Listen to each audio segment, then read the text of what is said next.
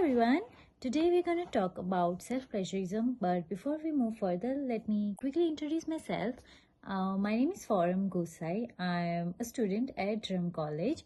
Today we are going to discuss what self-plagiarism is in depth, how you can avoid it, and what consequences you might face if you do so. Firstly, let's understand what self-plagiarism is. Self-plagiarism is basically when any author or a researcher use their own previously done work and without citing a proper reference for it.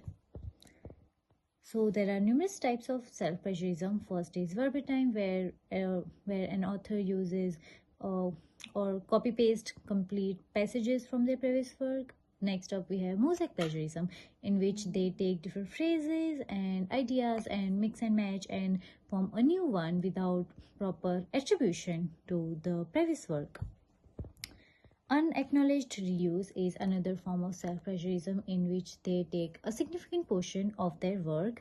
Next up, we have reuse of one's own data, so in which any author uses the data they've collected for their previous work without citing a proper or original source for the data.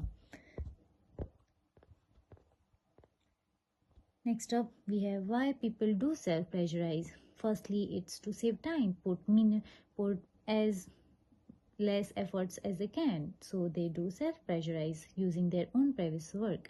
Next up, to padding publication count, to artificially inflate their publication record, to have more readers for the same work through different sources.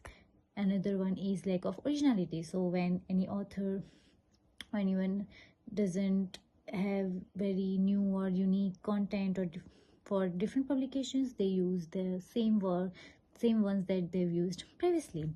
And it could also because of the pressure to publish on time and to of a certain standard.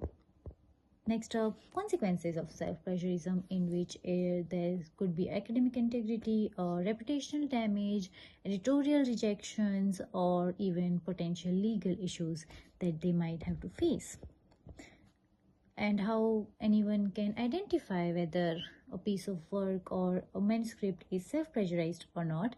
It is through detection tools like softwares to compare manuscripts with databases, and either by editorial review. And how anyone can avoid doing self-plagiarizing is proper attribution, proper citing and referencing the data they're using to their content, or develop new content, simply have unique content rather than recycling or copy pasting their past work. Another is rigorous editing, and seek feedback from collaborate with your colleagues to just go through and make sure nothing is left without referencing.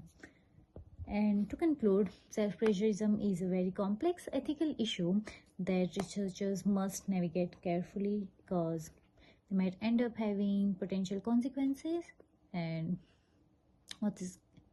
to avoid that, authors should take proactive steps to ensure the integrity of their work and to maintain the trust of the academic community. And here are some references that I have used for our today's session.